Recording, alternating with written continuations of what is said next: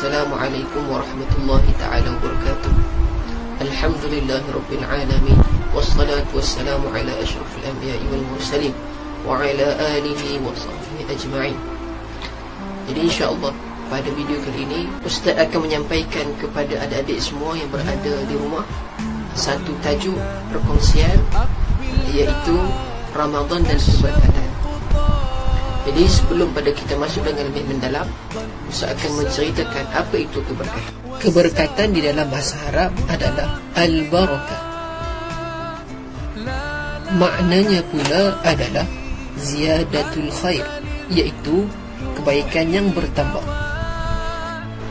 Keberkatan ini juga ia berlaku dalam banyak perkara. Sebagai contoh, keberkatan daripada sudut umur. Seseorang yang berumur pendek tetapi mampu menghasilkan manfaat yang banyak. Sebagai contoh, Imam Al-Ghazali. Imam Al-Ghazali, dia berumur sekitar 50 tahun. Tetapi dalam tempoh 20 tahun, ia mampu menghasilkan hampir 200 kitab. 200 kitab bilangan yang sangat banyak. Dalam tempoh 50 tahun, menghasilkan kitab yang banyak, Masya Allah. Ini satu kelebihan orang yang memiliki keberkatan daripada sudut umur. Keberkatan juga berlaku daripada sudut masa. Sebagai contoh, manusia normal sekiranya dia ingin bangun dalam keadaan segar dan sihat, dia perlu kepada tidur sekitar 6 ke 7 jam.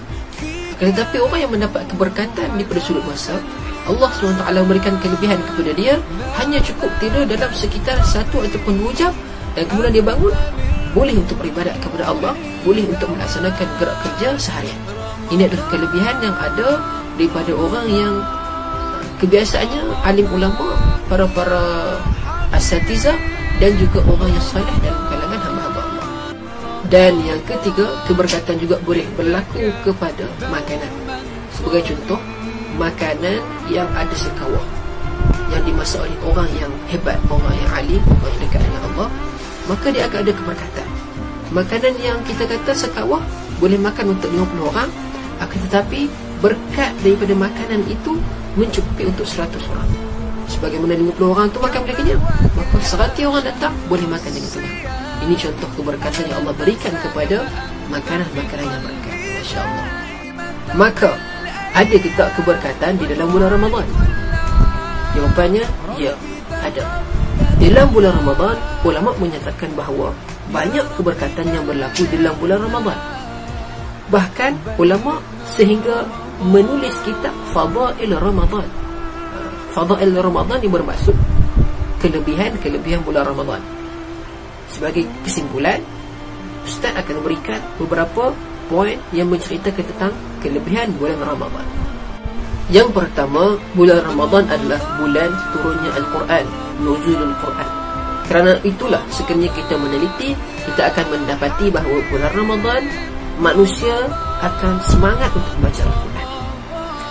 Kalau sebelum ni dia membaca satu muka surat, dalam bulan Ramadan dia akan semangat untuk membaca satu juzuk. Kalau sebelum ni dia membaca satu juzuk, di dalam bulan Ramadan dia akan bersemangat untuk membaca 30 juzuk sehingga khatam. Ini kerana apa? Kerana di bulan Ramadan adanya kebaikan yang ziyadatul khair, semakin bertambah kebaikan berkat daripada turunnya Al-Quran. Yang kedua, di dalamnya ada Lailatul Qadar. Allah Subhanahu wa taala menyebutkan di dalam Al-Quran, Lailatul Qadri khairun min alfi syahr, yang bermaksud malam Al-Qadar itu lebih baik daripada 1000 bulan.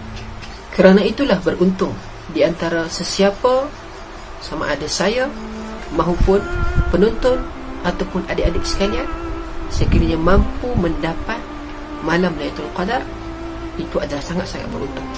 Kerana kita tidak tahu apakah kita sempat untuk hidup selama 1000 bulan. Kerana itulah sangat-sangat beruntung sesiapa yang mendapat kelebihan pada malam Lailatul Qadar. Jadi, cara untuk mendapatkannya adalah dengan kita memenuhi malam-malam kita dengan amal ibadat, dengan tahajud, dengan munajat, bermula daripada malam ke-20 sehinggalah berakhirnya Ramadan. Allahumma rzuqna Lailatul Qadar. Ya Allah, berikanlah rezeki kepada kami untuk bertemu malam Lailatul Qadar. Amin. Dan yang ketiga, bulan Ramadan adalah bulan yang mustajab doa. Kerana itulah Islam menganjurkan kepada umatnya untuk memperbanyakkan doa di dalam bulan yang mulia ini. Antara waktu mustajab untuk kita berdoa adalah semasa sahur, semasa berbuka, semasa malam Lailatul Qadar, dan ketika 1/3 malam. Justru itu, kesimpulan untuk video kali ini adalah janganlah kita beribadat kerana musim. Bila datang Ramadan, kita beribadah, kita bersolat, kita membaca Al-Quran. Tetapi sekiranya tiada Ramadan, kita tidak membaca Al-Quran, kita tidak solat, kita tidak zikir dan sebagainya. Maka beribadat jangan kerana musim. Dan beribadatlah kita kerana Allah SWT. Beribadatlah kerana Tuhan kepada musim, iaitu Allah Ta'ala. Jadi di bulan-bulan yang lain juga kita akan beribadat, kerana kita kena faham tujuan utama di dalam bulan Ramadan adalah sebagai persediaan untuk kita beribadah daripada bulan-bulan yang lain. Jadi bulan Ramadan kita bersungguh-sungguh untuk beribadah, untuk kita bersedekah, untuk kita membaca Al-Quran. Jadi bulan lain juga kita kena bersungguh sebagaimana kita bersungguh-sungguh di dalam bulan Ramadan. Itu adalah tujuan sebenar di dalam bulan Ramadan. Itu saja untuk video kali ini. Semoga ianya bermanfaat untuk adik-adik dan sidang penonton yang berada di rumah sekalian. Maka apabila kita sudah dengar, faham, ayo sama-sama kita amalkan dalam kehidupan seharian kita, insya-Allah. Aqulu qouli hadza wa astaghfirullahal azim li wa lakum. Assalamualaikum warahmatullahi taala wabarakatuh.